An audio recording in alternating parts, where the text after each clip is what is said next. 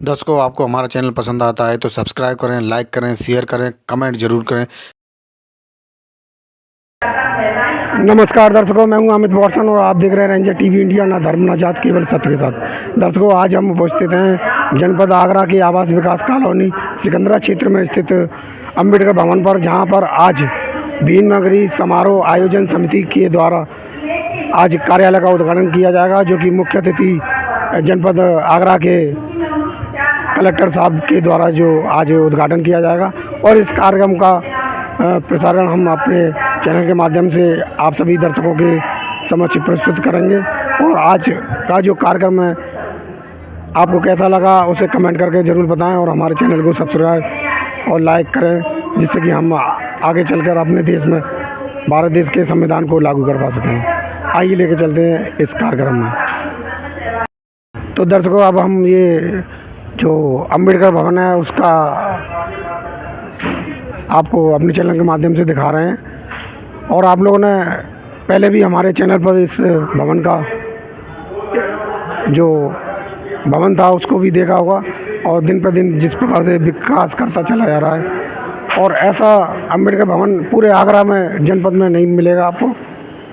जो यहाँ जो व्यवस्थाएं हैं,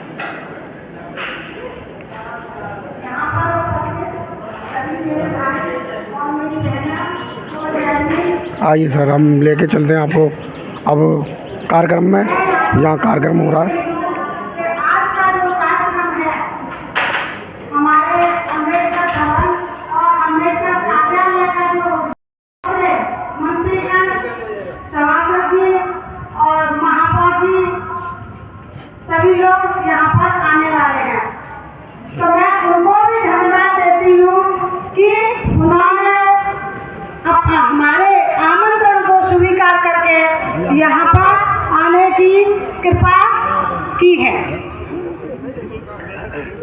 यहाँ पर जो बाबा साहब का जो मिशन आज हम लेकर जो चल रहे हैं बाबा साहब के कारवां को, तो ये कारवां अब हमें ऐसा लगता है अब आगे बढ़ता ही रहेगा, क्योंकि यहाँ के जो भाई जितने बैठे हैं उतनी ही संख्या में हमारी बहनें भी यहाँ पर उपस्थित हैं।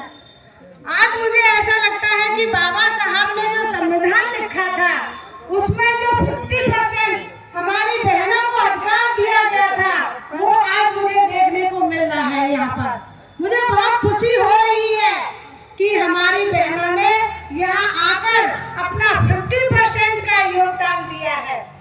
बहुत अच्छा लगा मुझे, आज मेरी बहनें यहाँ पर उपस्थित हुई हैं। पुरुषों का अधिकार है उतना ही महिलाओं का भी अधिकार है। पहले के टाइम पर हमारी महिलाओं को किसी भी तरह का कोई अधिकार नहीं था, लेकिन जब बाबा साहब ने अपने समाज की महिलाओं को देखा तो इतना गिरा हुआ पाया कि बाबा साहब भी अंदर से तिलमिला गए कि हाय, मेरे समाज की महिला, मेरी बहनों की ये स्थिति है कि केवल अपने बच्चे पैदा करने की एक मशीन उन्हें मशीन माना गया है। ये सारी स्थिति पता हुई तो बाबा साहब ने संविधान में हमारी महिलाओं को ये अधिकार। तो भीम नगरी का आयोजन एक लंबे क्रम में आपका होता है, जिसमें मुख्य रूप से 14 अप्रैल को एक शोभा यात्रा बाबा साहब के जीवन संदेश को करने के लिए जीवन और कर्तव्य का प्रधान रखते हुए शोभा यात्रा को हम लोग आगरा जनपद में मुख्य मार्गों से निकालेंगे। तरीके से 15 अप्रैल को भीम नगरी का उद्घाटन होगा, 16 अप्रैल को हम विवाह का कार्यक्रम होगा, 17 को मेधावी छात्र का सम्मान होगा। हमारा उद्देश्य होना चाहिए कि जो भीम नगरी सृष्टि आई है उनके क्रम में ये जो भीम नगरी है, जो आवास विकास क्षेत्र को आवंटित गई है, हमें धन्यवाद व्यक्त करना हमारे केंद्रीय कमेटी के आदरणीय पदाधिकारियों को, जिन्होंने हमें इस लायक समझा कि हम इस कार्य को अंजाम दें। तो चूंकि ये आयोजन एक परंपरा है बाबा साहब एक सोसाइटी को कंसेप्ट करने को निर्माण करने के लिए अच्छा मौका है कि हम इस मौके पर बाबा साहब का ऋण कहीं न कहीं उतार करके हम अपने आप को धन्य बना सकते हैं। जो आज हम यहाँ खड़े हुए हैं और अपने विचार व्यक्त कर रहे हैं, जो बाबा साहब की हमारे ऊपर बहुत बड़ी कृपा और दया है। उन्होंने भारत का जो संविधान लिखकर हम लोगों को जो अधिकार दिए, कहा जाता था कि बाबा साहब दलितों के मसीहा हैं, लेकिन आज की डेट में ये मानने को हम तैयार नहीं है कि वो बाबा साहब दलितों के थे। समस्त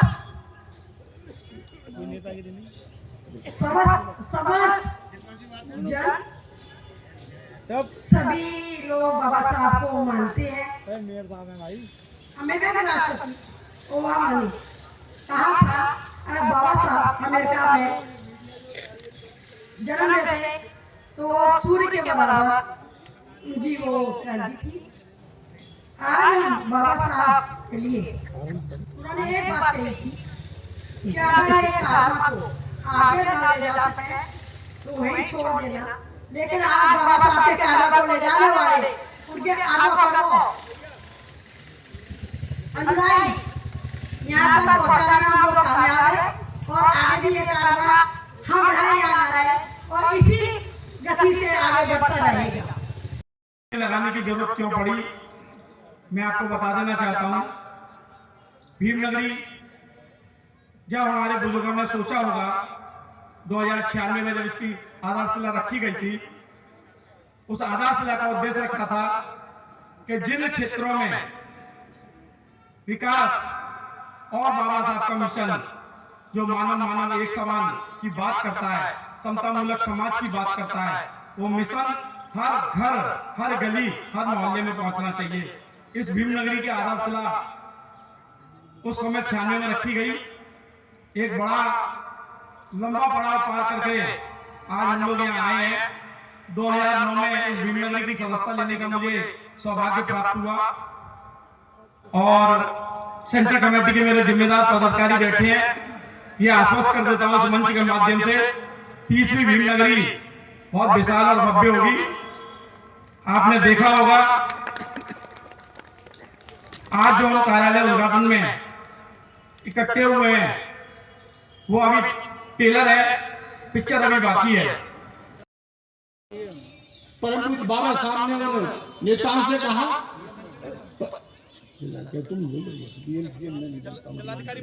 हमारे बीच हमारे आदरणीय जिलाधिकारी महोदय पधार चुके हैं।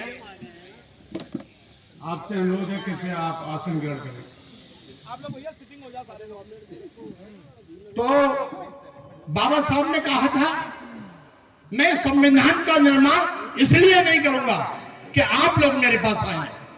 इस संविधान का निर्माण इस देश के लिए करूंगा। और संविधान का निर्माण बाबा साहब ने 2 साल 11 महीने 18 दिन के अंदर किया और 26 जनवरी 1950 जो हमारे मुख्य अतिथि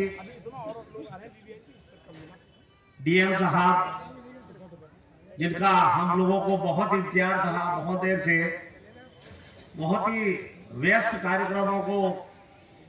कार्यक्रमों से टाइम निकालकर वो हमारे बीच में आए हैं। उनका जोरदार तालियों से स्वागत किया जाए। डीएम साहब, आपका बहुत स्वागत, धन्यवाद आप आए, क्योंकि आज से ही भीमनगरी की कार्यालय का फीता काटकर और भीमनगरी का आगे का जो संचालन होना है वो आपके ही करकमों द्वारा, जितना भी विकास एजेंसी है, आपके माध्यम से आपको कराना है। बड़ी आशा लेकर सभी लोग यहाँ आए हैं। ये 30वीं भीमनगरी बनने जा रही है। जब से भीमनगरी आरंभ हुई है, हमेशा कार्यालय का उद्घाटन ये भी करते हैं। ये भी आज बड़े सौभाग्य की बात है हमारी, इतना व्यस्त होते हुए टाइम निकाल के आए। तो मैं प्रोफेसर एसपी सिंह बघेल साहब भी 5 मिनट में ही आने वाले हैं।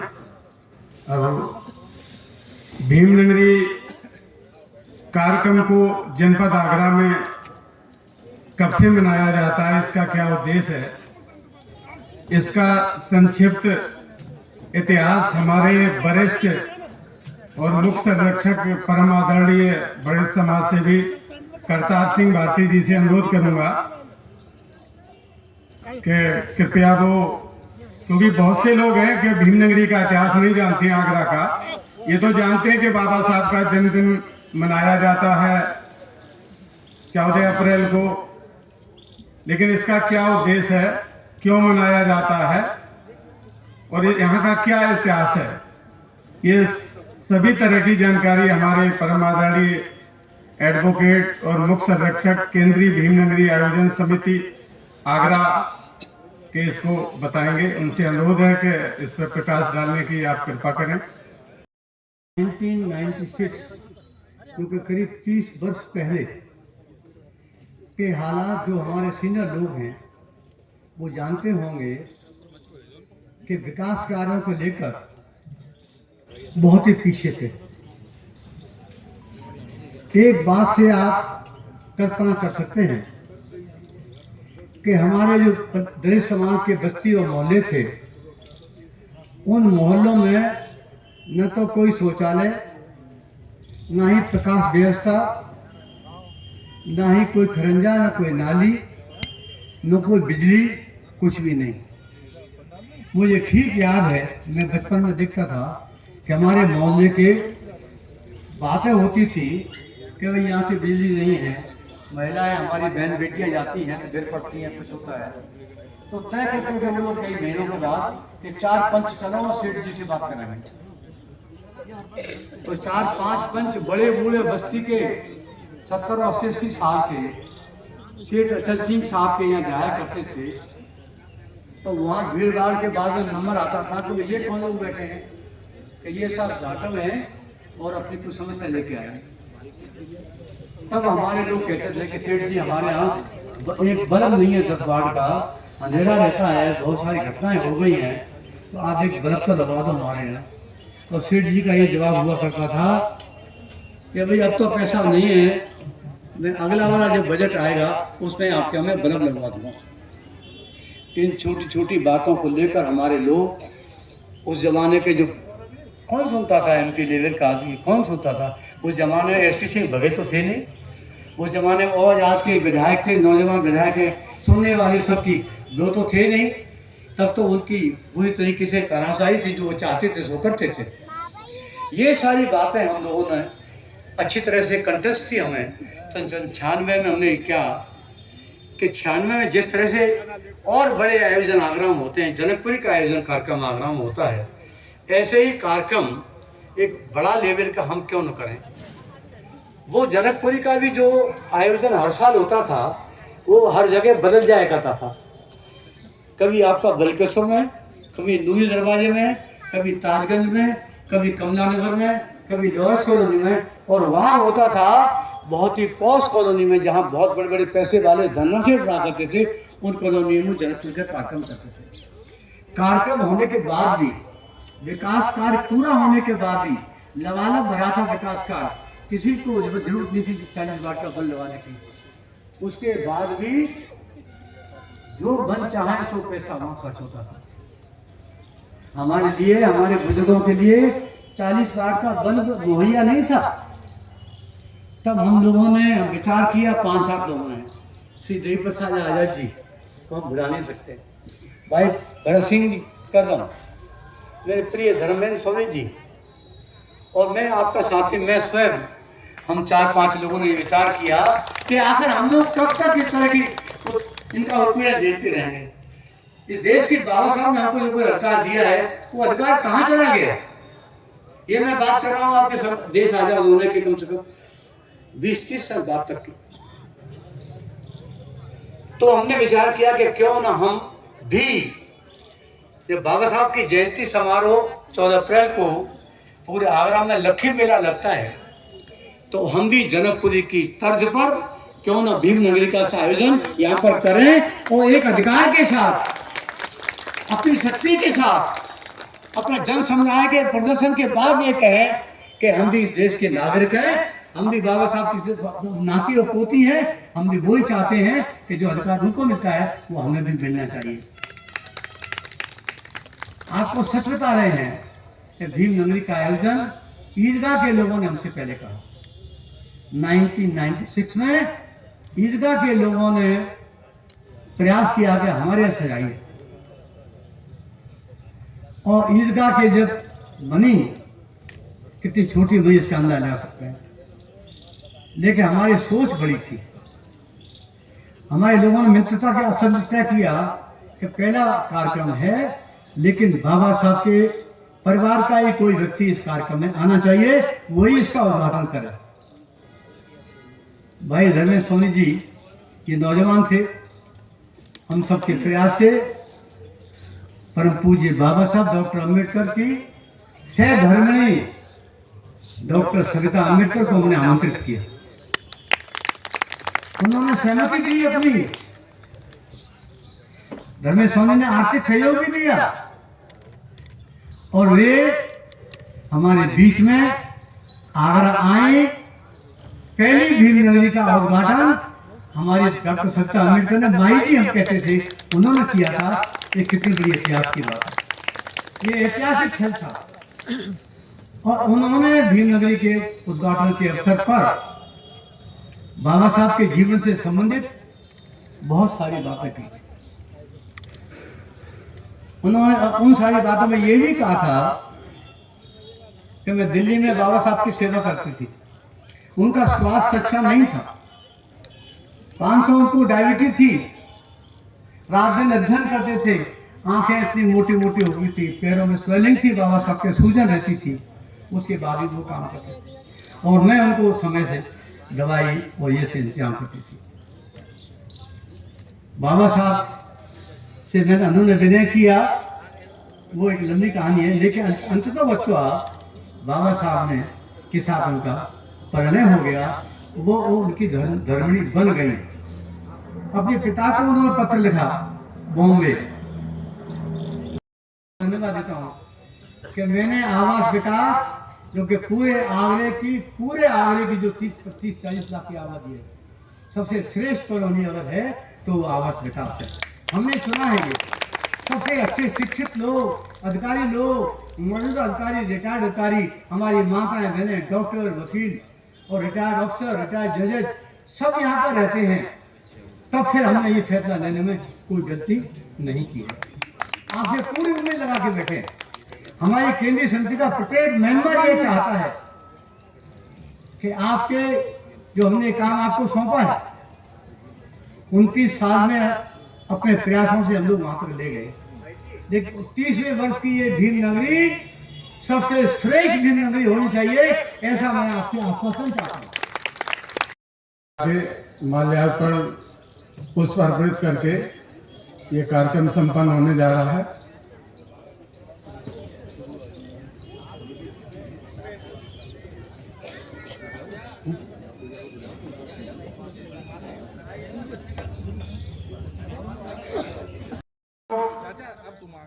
बुंद वंदना में सम्मिलित होंगे। इससे पहले बाबा साहब को केंद्रीय जिला के जिलाधिकारी महोदय, माननीय हमारे केंद्रीय मंत्री प्रोफेसर एसपी सिंह बघेल साहब, डॉक्टर GS धर्मेश विधायक साहब या अन्य सभी पदाधिकारीगण केंद्रीय जिला के कार्यक्रम का उद्घाटन कर रहे हैं।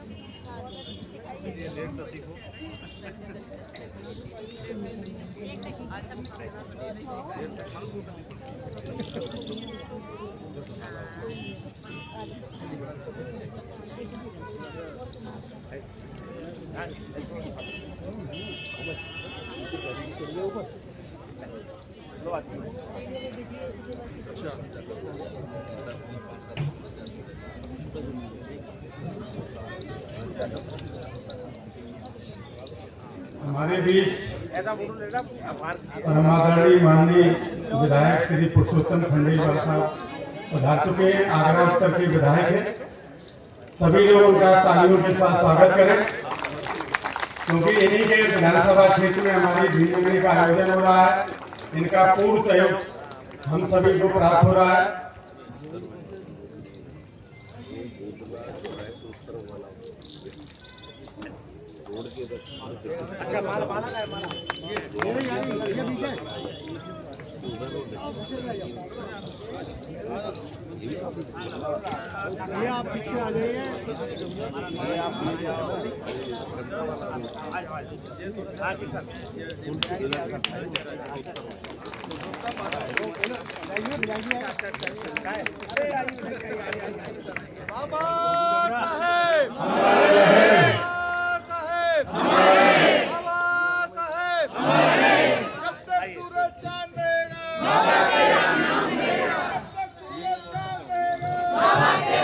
नाम रहेगा।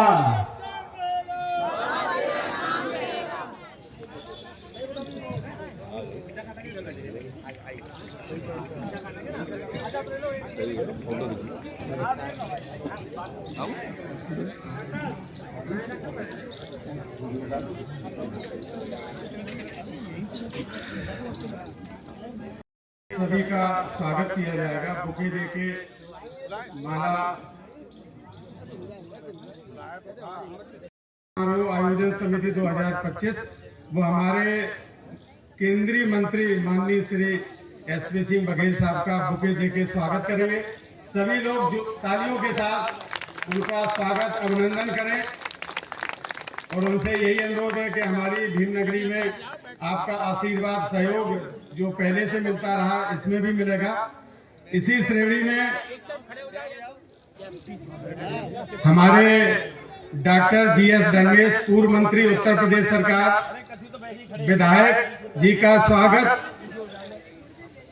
हमारे डॉक्टर रामजी लाल जी जो हमारे संरक्षक हैं भीम नगरी आयोजन समिति 2025 के, वो स्वागत करेंगे।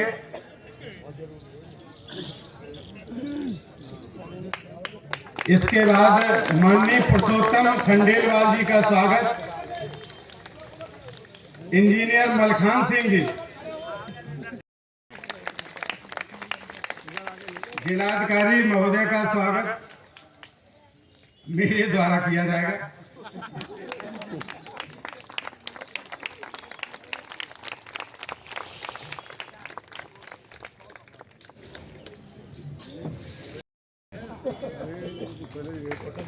माननीय श्याम जरादी जी का स्वागत, आदरणीय करतार सिंह भारती का स्वागत, इंजीनियर शीतल प्रसाद जी, धर्मेंद्र सोनी जी अध्यक्ष केंद्रीय भीम नगरी का स्वागत इंजीनियर दीनानाथ जी करेंगे।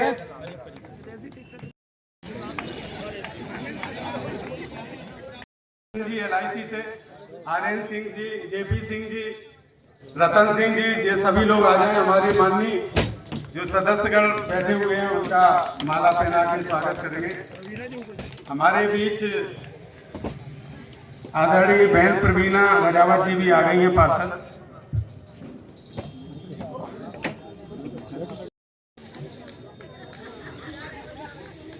और बहनों के लिए बहनें आ जाएं। उषा चंद्रा कहीं भी जाना है, मैंने पहले भी कहा था कि डीएम साहब बहुत व्यस्त समय निकाल के यहाँ आए, उनका बहुत बहुत स्वागत। अब उन्हें जाना है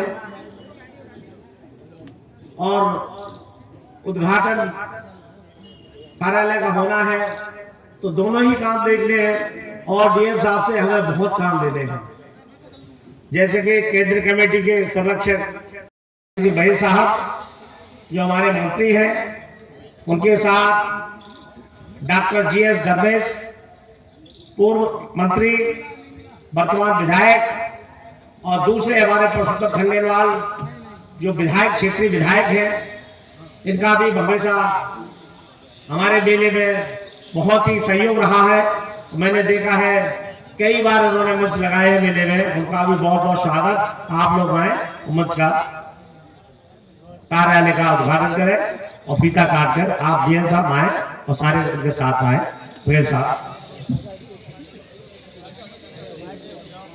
जाइए साहब जाइए।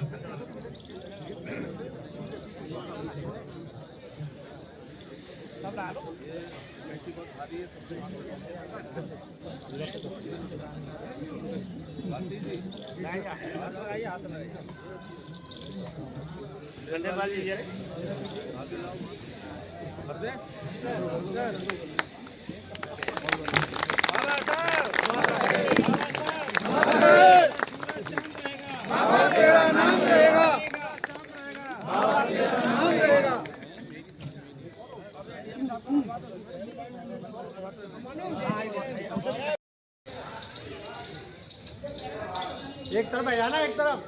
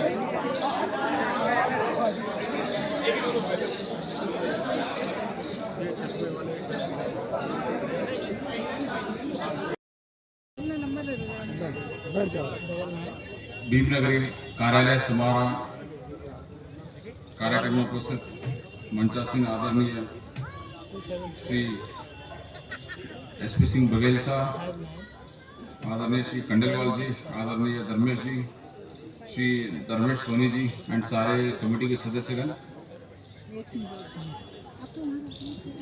आप सबको बधाई। पहले निकला करता था, फिर उस पर शायद कुछ प्रतिबंध हुए, तब से लेकर आज तक, और रात भर जुलूस में भी एक कार्यकर्ता के रूप में मुझे शामिल होना पड़ा। आगरा में 2 आयोजन सफल हो जाएं तो DMSP को एक बढ़िया गुड एंट्री मिलती है। एक हमारा राम बारात और जनकपुरी आयोजन सही हो जाए, और एक बाबा साहब की शोभा यात्रा और भीमनगरी के 14, 15, 16, 17 अप्रैल के सभी कार्यक्रम जब कुशलता से संपन्न हो जाते हैं तो कलेक्टर SP के कलेक्टर रोल में ये एक अच्छा माना जाता है कि उन्होंने आयोजन को सफल किया। तो पहले वाले जो लोग हों, ईंट के पत्थरों का भी कभी कभी भूमि पूजन के साथ उनका भी हमें पूजन करना चाहिए था। मैं अकेला ही चला था, 92 मंजिल, लोग मिलते गए और कारवां होता गया। आज वो कारवां इतना बड़ा है कि उत्तर भारत की सबसे बड़ी शोभा यात्रा हो अथवा भीम नगरी आयोजन हो, मुझे लगता है इससे बड़ी स्टेज कहीं नहीं बनती है। इससे बड़ी पीछे कभी आप पार्लियामेंट बनाते हैं, कभी कोई स्तूप बनाया जाता है, वो भी एक संदेश होता है। इसके लिए बहुत बहुत धन्यवाद। ये भी दर्शकों, आज की न्यूज़ आपको पसंद आए तो लाइक करें, शेयर करें, कमेंट करें सब्सक्राइब ज़रूर करें, जिससे कि हमारा चैनल आगे बढ़ सके और हम अपने देश और देशवासियों की सेवा कर सकें।